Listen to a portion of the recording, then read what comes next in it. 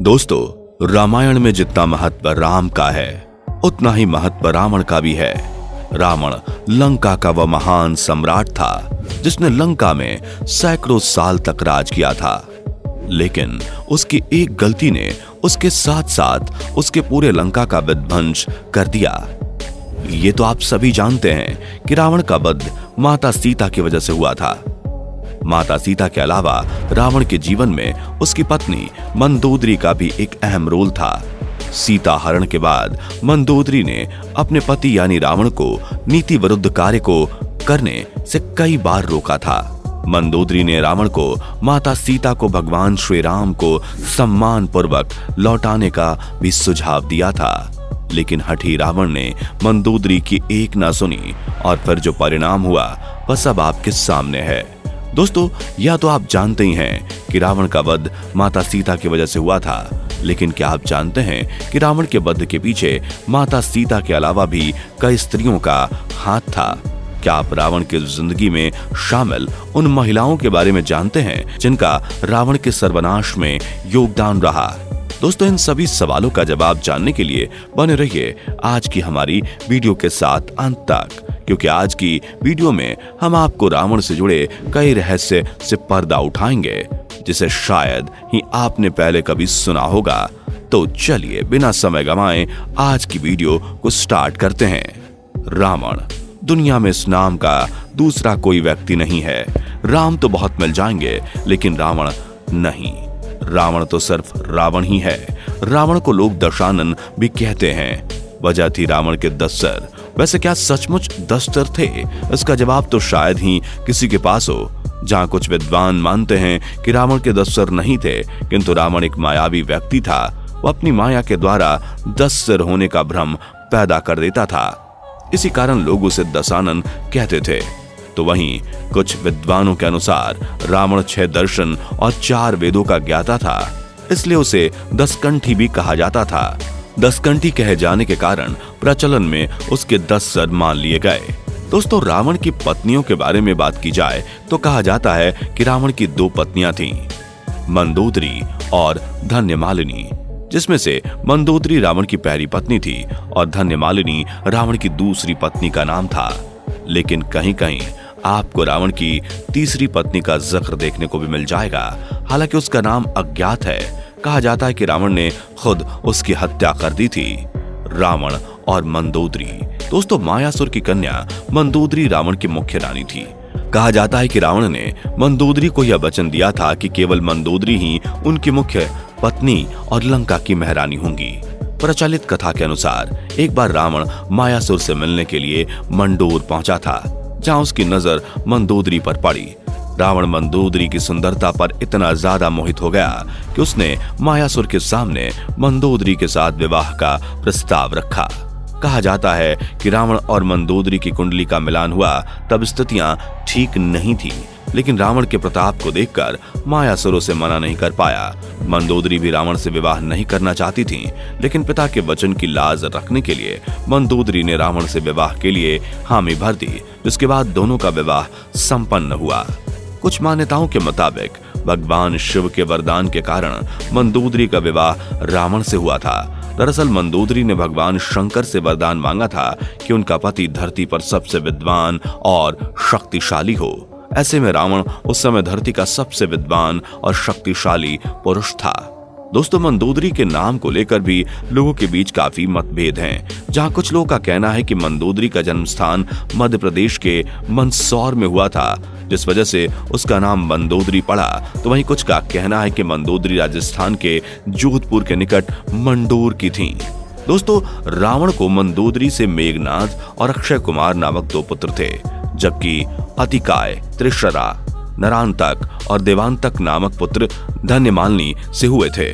जनश्रुतियों के अनुसार श्री राम के द्वारा रावण के इस वध के पीछे मंदोदरी का भी हाथ था। दरअसल रावण की मृत्यु एक खास बाण से ही हो सकती थी और इस बाण की जानकारी सिर्फ मंदोदरी को ही थी। कहा जाता है कि हनुमान जी ने मंदोदरी से इस बाण के बारे में जानकारी हासिल करके उसे चुरा लिया था, जिससे प्रभु श्री राम को रावण का वध करने में सफलता मिली। रावण और रंभा। दोस्तों, वाल्मीकि रामायण के अनुसार विश्व विजय करने के लिए जब रावण स्वर्गलोक पहुंचा तो वहां उसकी नजर रंभा नाम की अप्सरा पर पड़ी। रंभा की खूबसूरती को देखकर रावण इस तरह मचल उठा कि उसने रंभा को पकड़ लिया। रंभा ने जब रावण का कामातुर रूप देखा तो उसने हाथ जोड़कर रावण से यह विनती की कि आप मुझे इस तरह स्पर्श ना करें, मैं आपके बड़े भाई कुबेर के बेटे नल कुबेर के लिए बनी हुई हूँ। इस तरह से मैं आपकी पुत्र वधू हुई और आप मेरे ससुर हुए। लेकिन रावण ने रंभा की बात नहीं मानी। रंभा के मना करने के बाद भी रावण ने रंभा के साथ गलत व्यवहार किया। बाद में जब इस बात का पता नल कुबेर को लगा तो उसने क्रोधित होकर रावण को श्राप दिया कि आज के बाद रावण बिना किसी स्त्री की इच्छा के उसे स्पर्श नहीं कर पाएगा, और यदि वह ऐसा करता है तो उसका मस्तक 100 टुकड़ों में विभाजित हो जाएगा। रावण और माया। दोस्तों, रावण ने अपनी पत्नी मंदोदरी की बड़ी बहन माया को भी नहीं बख्शा था। माया के पति शंभर वैजंतपुर के राजा थे। कहा जाता है कि एक बार रावण राजा शंभर के यहाँ गया था तो उसकी नजर माया की सुंदरता पर गई। रावण माया को देखते ही मंत्रमुग्ध हो गया और उसने माया को अपनी बातों में फंसाने की कोशिश की। जब राजा शंभर को रावण की इस करतूत का पता चला तो उसने रावण को अपने कारागार में बंदी बना लिया। इस बीच राजा दशरथ ने शंभर के क्षेत्र पर आक्रमण कर दिया। इस युद्ध के दौरान शंभर की जान चली गई। जब माया सती होने लगी तो रावण ने उसे अपने साथ चलने को कहा, जिसके बाद माया ने क्रोधित होकर रावण को श्राप देते हुए कहा कि तुमने वासना युक्त होकर मेरे साथ छल किया है, जिससे मेरा सतत्व भंग हुआ और मेरे पति की मृत्यु हुई। अतः तुम भी स्त्री की वासना के कारण ही एक दिन मारे जाओगे। रावण और वेदवती। दोस्तों, एक बार रावण अपने पुष्पक विमान से किसी विशेष स्थान पर जा रहा था। तभी रास्ते में उसे तपस्या में लीन एक सुंदर स्त्री दिखाई दी जिसका नाम वेदवती था। वेदवती भगवान विष्णु को पति के रूप में पाने की तपस्या कर रही थी, लेकिन वासना से युक्त रावण ने बिना कुछ सोचे समझे उस तपस्विनी के बाल पकड़े और उसे अपने साथ चलने को कहा। जिसके बाद उस तपस्विनी ने अपना इस तरह से अपमान होता देखकर उसी क्षण अपने देह को त्याग दिया और रावण को श्राप दिया कि एक स्त्री ही तेरी मृत्यु का कारण होगी। मान्यताओं के अनुसार उसी तपस्विनी ने रावण के वध के लिए सीता के रूप में जन्म लिया था। रावण और शूर्पणखा। दोस्तों, प्रचलित कहानी के अनुसार रावण की बहन शूर्पणखा ने भी रावण के सर्वनाश होने का श्राप दिया था। दरअसल शूर्पणखा का विवाह विद्युत जीव नाम के शख्स से हुआ था जो राजा कालकेय का सेनापति था। ऐसे में जब रावण विश्व विजय करने के लिए निकला तो उसका युद्ध राजा कालकेय से भी हुआ। इस युद्ध के दौरान रावण ने अपनी बहन के पति विद्युत जीव का वध कर दिया। जब शूर्पणखा को इस घटना के बारे में पता चला तो उसका दिल अंदर से कराह उठा और शूर्पणखा ने मनी मन रावण को श्राप दिया, जिस तरह तूने मेरे पति का वध किया है, एक दिन मैं तेरे सर्वनाश का कारण बनूंगी। रावण और सीता।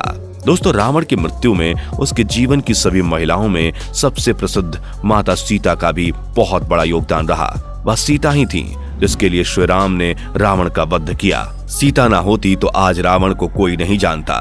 दोस्तों, पूरा रामायण रावण द्वारा सीता के हरण का ही परिणाम है। रावण ने साधु का वेश धारण कर छल से सीता का अपहरण किया था।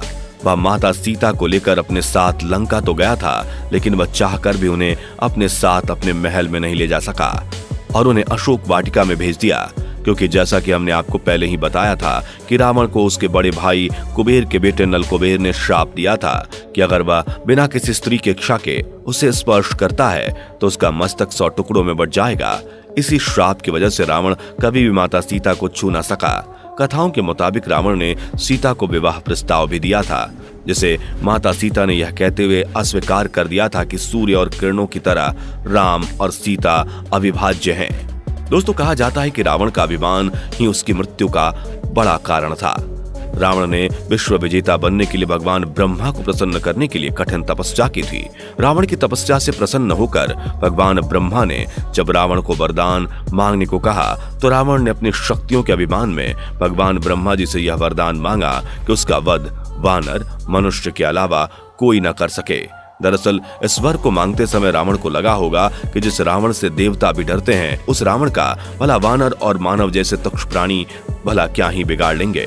दोस्तों, रावण का यही अभिमान उसके लिए काल साबित हुआ और अंत में प्रभु श्री राम ने हनुमान जी की मदद से रावण का वध कर दिया। दोस्तों इस वीडियो में फिलहाल इतना ही। उम्मीद है कि आपको आज की ये वीडियो पसंद आई होगी। अगर हाँ तो इस वीडियो को लाइक करें और इस तरह के और भी अमेजिंग एंड इंटरेस्टिंग वीडियो देखते रहने के लिए चैनल को जरूर सब्सक्राइब कर लें। Thanks for watching.